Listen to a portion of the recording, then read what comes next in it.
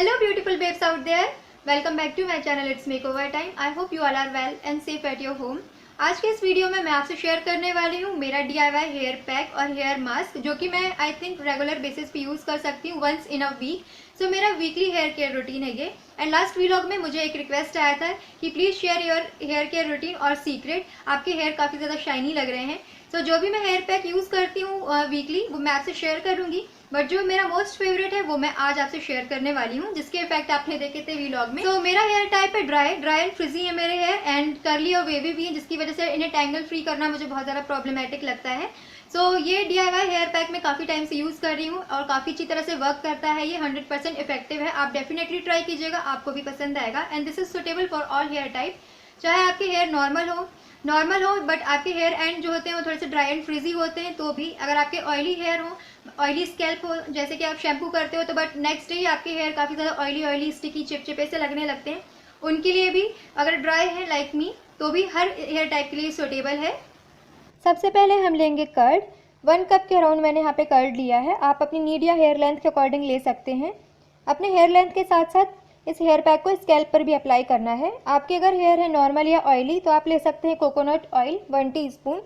Coconut oil के place पे आप आमंड ऑयल या ऑलिव ऑयल भी ले सकते हैं. फॉर ड्राई हेयर मैं यूज़ कर रही हूँ 2 teaspoon of mustard oil and 1 teaspoon of honey. अच्छी तरह से मिक्स कर लेंगे एंड हमारा हेयर पैक रेडी है. इसे अप्लाई करने से पहले मैं अच्छी तरह से अपने हेयर को कॉम्ब कर लूँगी ताकि शैम्पू के बाद वो टैंगल फ्री रहें, उन्हें सुलझाना काफ़ी ईजी हो. और इसे मैं रखूँगी एटलीस्ट 1 आवर. आप चाहें तो मिनिमम हाफ एन आवर के लिए भी रख सकते हैं. एंड हेयर एंड्स पे भी ज़रूर से अप्लाई करें ताकि स्प्लिट एंड्स या हेयर ब्रेकेज का प्रॉब्लम रिड्यूस हो जाए.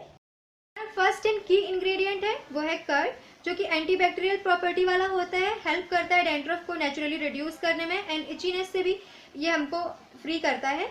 हर सीज़न में हमें फेस करना पड़ जाता है इचीनेस, तो आप हर सीज़न कर्ड यूज़ कर सकते हैं. इसमें vitamin B, D, fatty acids होते हैं, जिंक, मैग्नीशियम, पोटेशियम होता है, जो कि हमारे हेयर के लिए सुपर फूड की तरह वर्क करता है. हेयर को healthy, smooth and fridge free बनाने के लिए, शाइनी बनाने के लिए कर्ड काफ़ी इंपॉर्टेंट होता है. And no doubt hair texture को भी इम्प्रूव करता है. Next is oil. So hair conditioning के लिए काफ़ी अच्छा ऑप्शन होता है हेयर ऑयलिंग. सो मैं हेयर ऑयलिंग नहीं करती हूँ तो ऑयल मिक्स कर देती हूँ इसमें, ताकि मेरे जो हेयर है वो ड्राइनेस ना रहे, उनमें फ्रिज फ्री रहे आफ्टर शैम्पूइंग. और हेयर को काफ़ी अच्छी तरह सॉफ्ट भी करता है, हेयर ग्रोथ को प्रमोट भी करता है साथ ही साथ. नेक्स्ट मैं यूज़ करती हूँ मेरा most favourite ingredient which is Honey. इसमें एंटीऑक्सीडेंट्स होते हैं तो हेयर ब्रेकेज को भी रिड्यूस करता है, स्ट्रॉन्ग एंड हेल्दी बनाता है बालों को, और एंटीबैक्टीरियल होता है तो स्कैल्प इन्फेक्शन को भी प्रिवेंट करता है. ये ऑब्वियसली हेयर ग्रोथ को भी ये प्रमोट करता ही है. सो शैम्पू करने के बाद मैंने कोई भी कंडीशनर यूज़ नहीं किया था और ना ही हेयर सीरम. आप चाहें तो आप कर सकते हैं. ये जस्ट मैंने अपने एक्सपीरियंस आपसे शेयर करने के लिए, ताकि आप देख पाएँ किस तरह का रिजल्ट है. So it's my 3rd hair day and आप देख सकते हो स्टिल ये शाइनी एंड ग्लॉसी लग रहे हैं. 2-3 डेज तक इजीली काफ़ी मैनेजेबल रहते हैं. Shiny, silky, smooth and fluffy लगते हैं मेरे हेयर. उसके बाद थोड़ा सा मुझे फ्रिजी लगने लगते हैं अगर मैं हेयर सीरम यूज़ नहीं करती हूँ तो. सो इस हेयर पैक में आप एग भी मिक्स कर सकते हैं. मुझे अलाउ नहीं है तो मैं मिक्स नहीं करती हूँ, बट मेरी फ्रेंड्स से मैंने शेयर किया था, सो वो लोग भी इस हेयर पैक को ट्राई देते हैं एंड काफ़ी हैप्पी हैं इसके रिजल्ट से, क्योंकि एग जो होता है वो है rich source of protein and biotin. And आपको पता है कि हेयर ग्रोथ के लिए बहुत ही ज़्यादा इंपॉर्टेंट होते हैं.